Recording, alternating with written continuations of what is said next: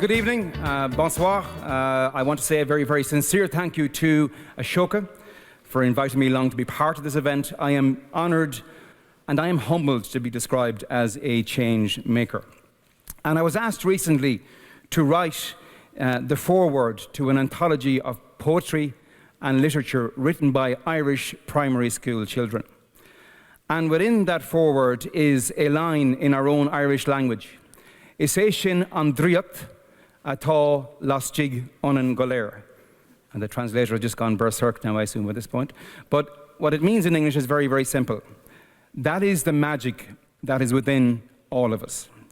And I was referring to the magic of creativity, and in particular the talent that each and every one of us possesses to stare at a blank computer screen or a blank page and slowly fill that with our thoughts and with our dreams.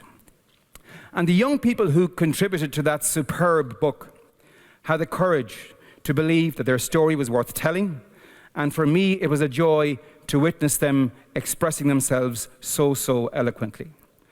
They succeeded in freeing their minds from the rough walls that imprison all of us from time to time, and the results were simply beautiful to behold. These young Irish authors, they drew from a wellspring, a long tradition, centuries old, of storytelling and literature in Ireland. And Ireland has produced 4 Nobel Prize winners in literature, and one of them, a man called Seamus Heaney, who passed away recently, once wrote that the main thing when it comes to writing is simply to write for the joy of it. And the work of those children, for me, was inspirational, and it was quite moving at times, because in every contribution, in every poem, in every story, I sensed real creative freedom, creativity without any boundaries whatsoever. And I got a feeling that these children, in writing for this book, they weren't afraid to be judged. In fact, they didn't even expect to be judged. They weren't in an exam. There were no marks to be awarded for their writing or for their poetry. They simply had a real joy and an inspiration in the creative process, and they wanted to share that joy and that talent with their teachers, with their parents, and probably most of all with their peers. And having read that book, I wondered how we as policymakers, as teachers, as social entrepreneurs, as change makers, could protect and could nurture that creative freedom, that courage, and that self-belief that every child has within them from the day they're born. And it was that same burning question and the chance to meet some very, very creative people that inspired me to attend an event called Change Nation in Dublin Castle back in March 2012, organised by Ashoka Ireland. It was an extraordinary event. It was the first time in Ireland that we were exposed to people who were genuine change makers, social entrepreneurs from all over the world. And in fact, the concept of social entrepreneurism was in its very, very early days in Ireland back in March of 2012. And I'll be very, very honest in telling you, I had a very hazy understanding of what the word social entrepreneur meant. I'm both a dreamer and I'm a pragmatist. I'm a musician, but I also love technology, I love science, I love real hard data derived from good research. And there's always that inner conflict going on in my head. And I suppose the Change Nation event appealed, first of all, I have to say, to the dreamer in me. But the pragmatist was counter-arguing, saying, why are you going to this event?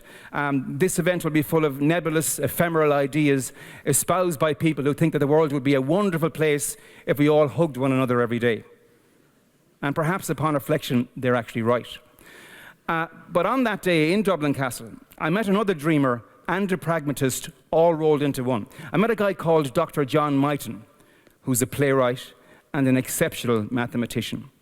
And John is the creator of a program called Jump Maths. And I sat with John, and he told me of his new and exciting way to teach maths to children, a new methodology that brought every child in every class to a very high understanding of some very complex mathematical concepts. And he did it simply by breaking those very large concepts down into tiny little micro steps and ensuring that every child, in taking that step, understood the step previously and went on to build a really, really deep understanding of maths. And I was very impressed. But what really impressed me was when John opened his laptop and showed me some incredible research that he had done in Canada to prove conclusively that jump maths had worked in primary schools in Canada. So I was taken by John's story, and to cut a long story short, just 18 months later, we launched a jump math pilot program in 24 schools across Ireland. John actually travelled from Canada to train Irish teachers, and we're now carrying out an in-depth piece of research to determine, and I hope it will, that jump math can work in an Irish context. And also on that day at Change Nation in Dublin Castle, I met a lady called Jill Viale, the founder of Playworks, and Jill outlined to me her vision of creating a space for every child in every playground across the world, a place where every child belongs. How many of us here remember standing in our playground and feeling left out, not being at the centre, being on the fringes? Well, Jill argues we need to find a structured play methodology that brings every child from the fringes right into the heart of playtime every lunchtime in every school in the world. And Jill believes, as I do, that children have innate leadership skills, and we need to give them ways to take responsibility for their own play and ultimately for each other. And thankfully, again in conjunction with the same people in Ashoka, Ireland, and some extraordinary change makers in the Irish education system, we are now trialling Playworks in 2 schools across the country. We're looking at training teachers in the methodology in September, and we're also looking at the children who have already experienced Playworks becoming evangelists, going online, Skyping other children in Ireland and indeed abroad to tell them of their very, very positive experience of the Playworks approach. And integral to that Playworks program is the view that children they're natural problem solvers, they're natural creative thinkers. And it's that kind of thinking that first inspired Eric Dawson to found Peace First. And he also was in Dublin on that wonderful day. It was a very special day. And Eric believes that rather than trying to police bullying and police conflict, we need to stop conflict and bullying happening in the first instance.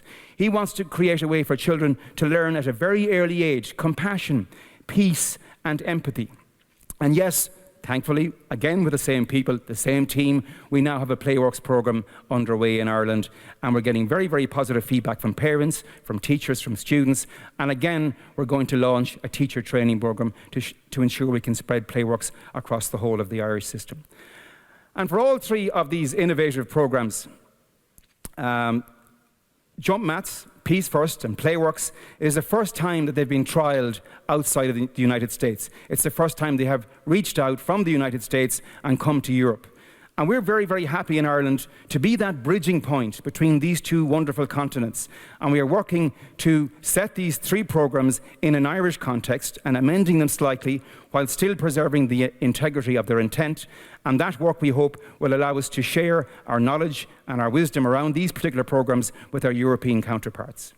And over the last year, my interaction with change makers from Ireland and abroad has inspired me to work with a group of exceptional people in Ireland to start a new movement called Excited, the Digital Learning Movement. And just 2 weeks ago in Dublin Castle, we had our first event, a digital education, a digital learning festival, and it was very, very exciting indeed. We brought together young people because if we're going to try and amend and evolve an education system that will inspire young people, surely you've got to ask them what inspires them. We can't dictate without knowing exactly what makes them happy in terms of education. We brought together teachers, academics, people from the ICT industry, researchers, all in one room, one weekend to try and figure out how we're going to allow Ireland to lead the way in a global learning revolution that's underway right now in possibly every classroom in the world. And it is happening in Irish schools because of 2 reasons. First, we have exceptional, trailblazing, innovative teachers, and we have children who are using technology like it's never been used before. They're actually starting to teach themselves. And I will just describe to you the reaction of one teacher who came up on the stage in Dublin Castle, and she showed us a video of a project, a film, about the Irish famine, that horrendous time in Ireland's history back in the 1840s. And that film was produced by a 9-year-old boy, and it was really, really good. There was YouTube clips, there was pictures, there was a narrative. It was really, really professionally produced. And the teacher said, and these are powerful, powerful words, having shown that video to 500 people in a room, she said, you know something? I'm no longer teaching history. I'm creating historians. And that's what's possible with technology in education, and that's what we're trying to do in the future in terms of how we empower students and empower teachers to use that technology in a very, very wise and exceptional way. So, what have I learned? What have I learned? I'm a politician, I'm a minister in the Department of Education. What have I learned over the last 3 years in working with a wonderful group of change makers in Ireland? Firstly, and most importantly, I've learned that teachers are the most powerful force, the most powerful people in shaping the societies of the future. There's no question about that, none whatsoever. And with passionate and committed teachers on your side, just about anything is possible in the future. Secondly, as a politician, it takes a lot of work to earn people's trust. And perhaps that shouldn't be the case, but it is, it's the reality. But once you earn that trust, and you have a group of people working with you, it's very important to work hard in sustaining and building that trust. Thirdly, it's okay to start small. You can't change the world overnight. You can't even change a tiny little country like Ireland overnight. You just have to sow the seed of an idea in a few people's minds, and for me, it was that group of really, really passionate teachers and educators who simply understood from the start what I was setting out to achieve. It's about sowing that seed, letting it germinate, and slowly building a group of people who are as passionate about change as you are. And if the idea is good enough and the passion is strong enough, the change will happen. Fourthly, I now know there are change makers absolutely everywhere. They're all over the place. They're in politics, they're in big global for-profit companies, they're in the public service, they're in the teaching profession, they're in our own communities. They are everywhere. But it takes time. And it takes energy to seek them out, to connect with them. And I believe it's only possible to do so by unashamedly identifying yourself as an idealist, by wearing your heart on your sleeve to a certain extent, and hoping that others see themselves in you and are willing to work with you. And finally, I've learned that in all of us, there's an incredible transformative power, a yearning that we all have as a species to make our world, our country, our communities better places. Is é sin an dríocht atá lastig onan go léir. That's the magic that is within all of us. Let's use it wisely and let's use it often. Thank you.